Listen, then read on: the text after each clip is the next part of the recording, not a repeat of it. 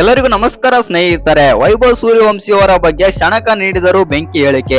ಇನ್ನು ಶ್ರೀಲಂಕಾ ಎ ವಿರುದ್ಧ ವೈಭವ್ ಸೂರ್ಯವಂಶಿ ಅವರ ಆರ್ಭಟದ ಬ್ಯಾಟಿಂಗ್ ಕಂಡು ಇದೀಗ ಓಡಿಐ ತಂಡದ ನಾಯಕ ಆಗಿರುವಂತಹ ಶಣಕ ಅವರು ದೊಡ್ಡ ಸ್ಟೇಟ್ಮೆಂಟ್ ಆದ್ರೆ ಕೊಟ್ಟಿದ್ದಾರೆ ಅಂತ ಹೇಳ್ಬಹುದು. ನಮ್ಮ ಟೀಮ್ ಇಂಡಿಯಾದ ಯಂಗ್ಸ್ಟರ್ ಆಗಿರುವಂತಹ ವೈಭವ್ ಸೂರ್ಯವಂಶಿ ಅವರ ಬಗ್ಗೆ.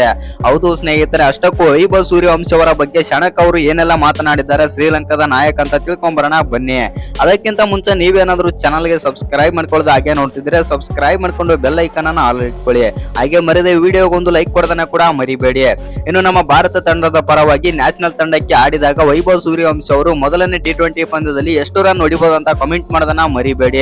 ಇದೀಗ ಓಡಿಐ ಪಂದ್ಯದಲ್ಲೂ ಕೂಡ ಅಬ್ಬರಿಸಿ ಬೊಬ್ಬರಿತಿದ್ದಾರೆ ವೈಭವ್ ಸೂರ್ಯವಂಶಿ. ಇನ್ನು ಭಾರತ ಎ, ಶ್ರೀಲಂಕಾ ಎ ಮತ್ತು ಅಫ್ಘಾನಿಸ್ತಾನ ಎ ಈ ಮೂರು ತಂಡಗಳ ನಡುವೆ ಟ್ರೀ ಸೀರೀಸ್ ಆದ್ರೆ ಆಯೋಜಿಸಲಾಗಿದೆ ಐಸಿಸಿ ಕಡೆಯಿಂದ. ಹೌದು ಸ್ನೇಹಿತರೆ, ಆ ಕಾರಣದಿಂದಾಗಿ ನಮ್ಮ ಭಾರತದ ಎ ತಂಡ ಬಂದ್ಬಿಟ್ಟು ಇದೀಗ ಒಳ್ಳೆಯ ಪರ್ಫಾರ್ಮೆನ್ಸ್ ಕೂಡ ಮಾಡ್ತಾ ಇದೆ. ಮೊದಲನೇ ಪಂದ್ಯದಲ್ಲಿ ಶ್ರೀಲಂಕಾ ವಿರುದ್ಧ 8 ರನ್ಗಳಿಂದ ಸೋಲೋ ಪಂದ್ಯವನ್ನಾದರೆ ಗೆದ್ದುಕೊಳ್ಳುತ್ತೆ ನಮ್ಮ ಭಾರತ ಎ ತಂಡ. ಇನ್ನು ಎರಡನೇ ಪಂದ್ಯದಲ್ಲಿ ಅಫ್ಘಾನಿಸ್ತಾನ ಎ ವಿರುದ್ಧ ಆದ್ರೆ ಸೋತಿದೆ. ಹೌದು ಸ್ನೇಹಿತರೆ, ಆ ಪಂದ್ಯದಲ್ಲೂ ಕೂಡ ಆಲ್ಮೋಸ್ಟ್ ಆಲ್ ಆಗಿ ನಮ್ಮ ಟೀಮ್ ಇಂಡಿಯಾ ಗೆಲ್ಲುತ್ತೆ ಅಂತ ಅಂದುಕೊಂಡಿದ್ದೆವು.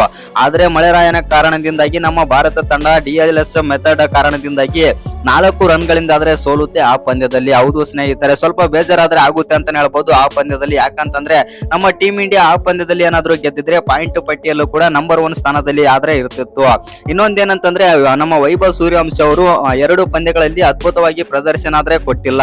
ಹೌದು ಸ್ನೇಹಿತರೆ, ಮೊದಲನೇ ಪಂದ್ಯದಲ್ಲಿ ಶ್ರೀಲಂಕಾ ಎ ವಿರುದ್ಧ ಮೊದಲನೇ ಪಂದ್ಯದಲ್ಲಿ ಕೇವಲ 14 ರನ್ ಆಡಿ ಔಟ್ ಆಗ್ತಾರೆ.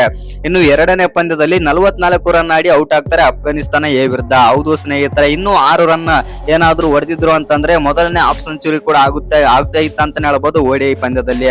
ಆದ್ರೆ ವೈಭವ್ ಸೂರ್ಯವಂಶಿ ಅವರು ಹಾಫ್ ಸೆಂಚುರಿಯನ್ನು ಕೂಡ ಮಿಸ್ ಮಾಡಿಕೊಳ್ತಾರೆ. ಆದ್ರೆ ಈ ಪಂದ್ಯದಲ್ಲಿ ಅಂದ್ರೆ ಮೂರನೇ ಪಂದ್ಯದಲ್ಲಿ ಶ್ರೀಲಂಕಾ ಎ ವಿರುದ್ಧ ಅಬ್ಬರಿಸಿ ಬೊಬ್ಬರಿದಿದ್ದಾರೆ ವೈಭವ್ ಸೂರ್ಯವಂಶಿ. ಬರೋಬ್ಬರಿ 144 ರನ್ ಆದ್ರೆ ಹೊಡೆದಿದ್ದಾರೆ 67 ಬಾಲ್ ಅಲ್ಲಿ.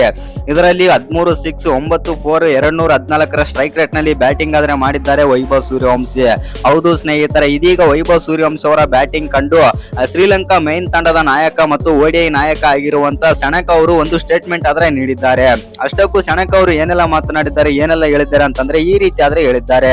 ವೈಭವ್ ಸೂರ್ಯವಂಶಿ ಅವರು ಅದ್ಭುತ ಆಟಗಾರ, ಇನ್ನು ಅವನಿಗೆ ಸಾಕಷ್ಟು ಆದ್ರೆ ವಯಸ್ಸಿದೆ ಮತ್ತು ವೈಭವ್ ಸೂರ್ಯವಂಶಿ ಅವರು ಭಾರತಕ್ಕೆ ಸಿಕ್ಕ ವಜ್ರದಂತೆ ಆದ್ರೆ ಸಿಕ್ಕಿದ್ದಾರೆ. ಏಕೆಂದರೆ ರೋಹಿತ್ ಶರ್ಮಾ ಮತ್ತು ವಿರಾಟ್ ಕೊಹ್ಲಿ ಅವರು ದಿಗ್ಗಜ ಆಟಗಾರರಿದ್ದರು ಮತ್ತು ನಾನು ವಿರಾಟ್ ಕೊಹ್ಲಿಗೆ ಮತ್ತು ರೋಹಿತ್ ಶರ್ಮಾಗೆ ನಾನು ಅಭಿಮಾನಿಯಾಗಿದ್ದೆ.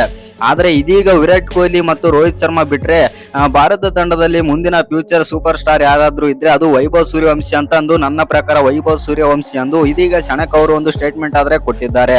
ಇನ್ನು ವೈಭವ್ ಸೂರ್ಯವಂಶಿ ಅವರು ಅದ್ಭುತವಾಗಿ ಆದ್ರೆ ಆಡ್ತಾ ಇದ್ದಾರೆ ಮತ್ತು ಅವರು ಯಾವುದೇ ಫಾರ್ಮೆಟ್ ಆಗಿರ್ಲಿ, ಓಡಿಐ ಆಗಿರ್ಲಿ ಮತ್ತು T20 ಆಗಿರ್ಲಿ, ಓಡಿಐನಲ್ಲೂ ಕೂಡ T20 ತರ ಆಡ್ತಾ ಇರೋದು ನೋಡಿದ್ರೆ ನನಗೆ ತುಂಬಾನೇ ಆದ್ರೆ ಖುಷಿ ಆಗುತ್ತೆ.